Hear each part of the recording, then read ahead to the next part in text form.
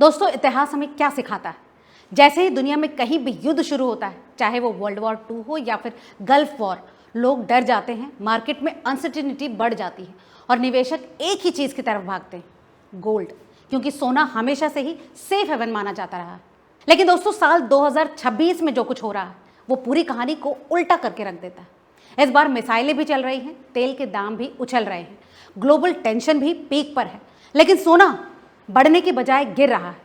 अब ये सुनने में अजीब जरूर लगता है, लेकिन यही सच्चाई है। अगर आप रीसेंट डेटा देखें तो कई रिपोर्ट्स इस बात को कंफर्म कर रही है कि यूएस और ईरान टेंशन बढ़ने से गोल्ड में एक्सपेक्टेडली रैली नहीं आई, बल्कि उल्टा करेक्शन सामने आया है। कॉन्फ्लिक्ट शुरू होने के बाद गोल्ड लगभग 10% तक गिर चुका है और अगर हम ब्रॉडर ट्रेंड देखें तो जनवरी 2026 के पीक से करीब 20% तक करेक्शन भी आ चुका है।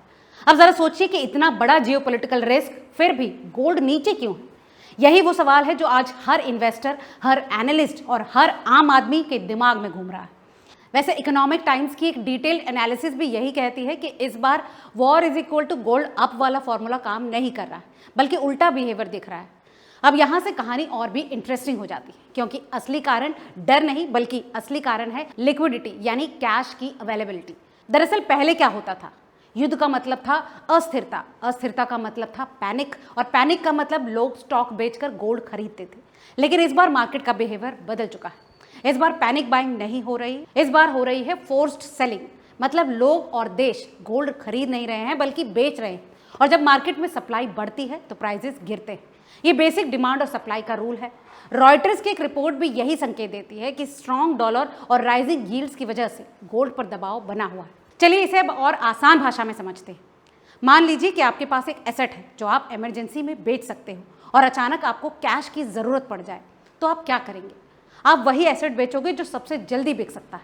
और दोस्तों, दुनिया का सबसे लिक्विड एसेट कौन सा है? गोल्ड।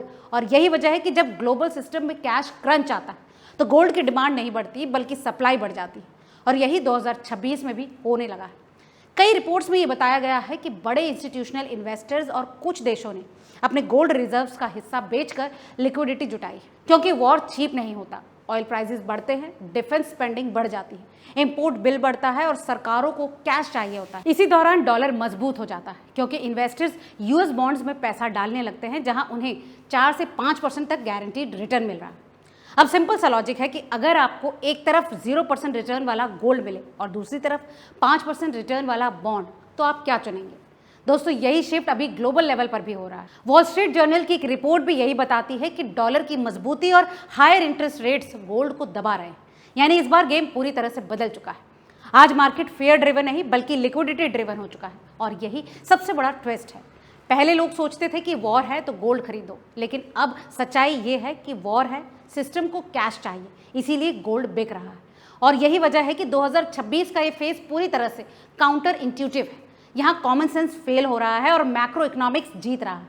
तो अगर आप भी डीपर एनालिसिस करेंगे तो पाएंगे कि ग्लोबल फंड्स भी रिस्क मैनेजमेंट के तहत गोल्ड बेचकर कैश पोजीशन मजबूत कर रहे हैं, क्योंकि अनसर्टेन एनवायरनमेंट में लिक्विडिटी सबसे बड़ी पावर बन जाती है। और दोस्तों, यही वजह है कि गोल्ड जैसे ट्रेडिशनल सेफ हेवन एसेट भी इस बार प्रेशर में है।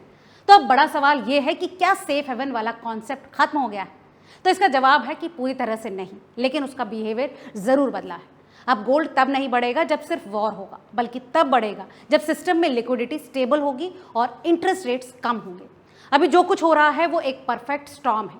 War plus inflation plus high interest rates plus strong dollar plus liquidity crunch, और इस पूरे कॉम्बिनेशन ने गोल्ड को उल्टी दिशा में ढकेल रखा है।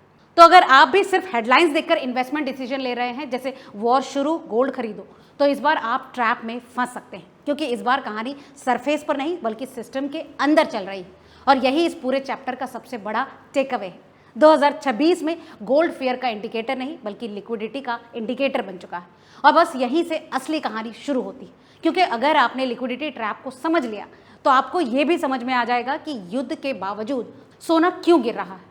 सीधी भाषा में समझे तो लिक्विडिटी का मतलब है सिस्टम में कैश या तुरंत इस्तेमाल होने वाला पैसा। जब बाजार में पैसा भरपूर होता है तो लोग रिस्क लेते हैं और एसेट खरीदते हैं और गोल्ड भी खरीदते हैं। लेकिन जब सिस्टम में अचानक कैश की कमी आ जाती है, जिसे लिक्विडिटी क्रंच कहा जाता है, तो पूरा खेल उल्टा हो जाता है। अब बाइंग नहीं, सेलिंग शुरू होती है। अब जरा सोचिए कि अगर किसी देश पर युद्ध का खर्च बढ़ जाए, ऑयल इंपोर्ट महंगा हो जाए, करेंसी पर प्रेशर आ जाए, तो उसे तुरंत कैश चाहिए होगा। ऐसे में वो क्या करेगा? वो अपने रिजर्व्स का इस्तेमाल करेगा, और रिजर्व्स में सबसे लिक्विड एसेट क्या होता है? गोल्ड। क्योंकि गोल्ड एक ऐसा एसेट है जिसे दुनिया के किसी भी कोने में तुरंत कैश में बदला जा सकता है।